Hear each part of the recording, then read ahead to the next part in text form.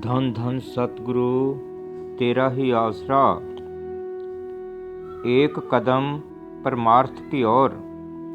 एक बार पूज्य परम संत मस्ताना शाह बलोचिस्तानी जी दिल्ली चाचा रखाराम जी के घर सत्संग करने के लिए गए।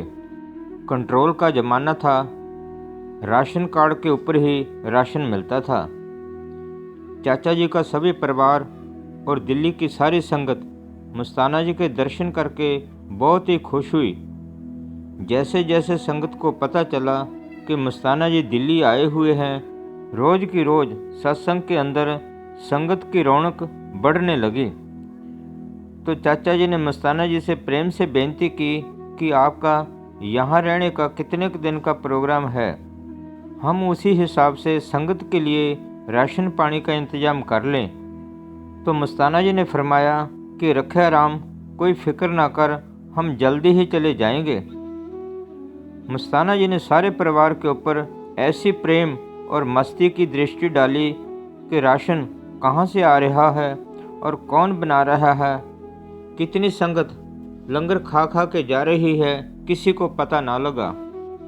अब परिवार को कई बार इस बात की चिंता हुई कि कहीं राशन आदि की कोई कमी ना आ जाए।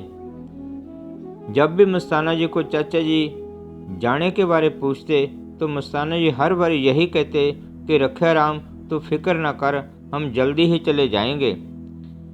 ऐसा करते करते मस्ताना जी वहाँ काफ़ी दिन रहे। संगत आती रही और संगत के लिए लंगर बनता रहा। जैसे ही मस्ताना जी दिल्ली की संगत को प्रेम प्यार देके डेरा सच्चा सौदा सरसा वापस आए, तो बाद में चाचा जी ने घर वालों से पूछा कि भाई इतनी संगत लंगर खा के गई है, सामान वगैरह का इंतजाम किसने किया। तो सभी घर वाले कहने लगे कि राशन का तो हमें पता ही नहीं, जो घर में पड़ा था उसी में से ही सारा काम चलता रहा, बाहर से तो कोई लेके आया ही नहीं। सभी घर वाले हैरान हो गए कि इतनी संगत रोटी खा के गई है, आटा तो सिर्फ पिप्पे में ही रखा था, बाहर से तो कोई आटा लेके भी नहीं आया। जब आटे वाला पिप्पा देखा तो उसमें उतना ही आटा पड़ा था जितना पहले पड़ा था।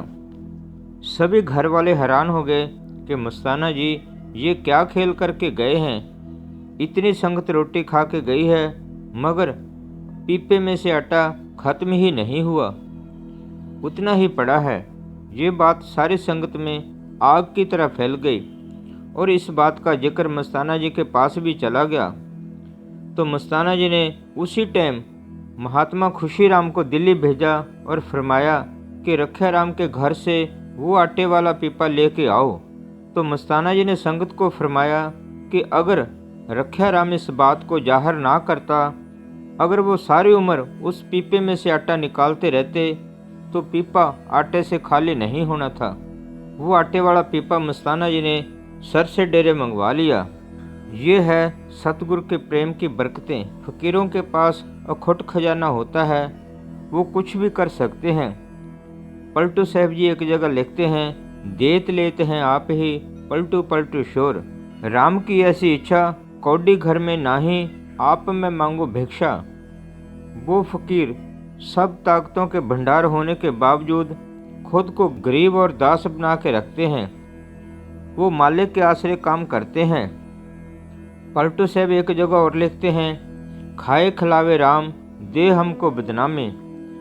फकीर कभी भी अपनी बढ़ाई नहीं चाहते, वो तो हर वेले अपने अंदर वाले जिंदा राम का ही शुक्रिया अदा करते हैं, बाकी ना।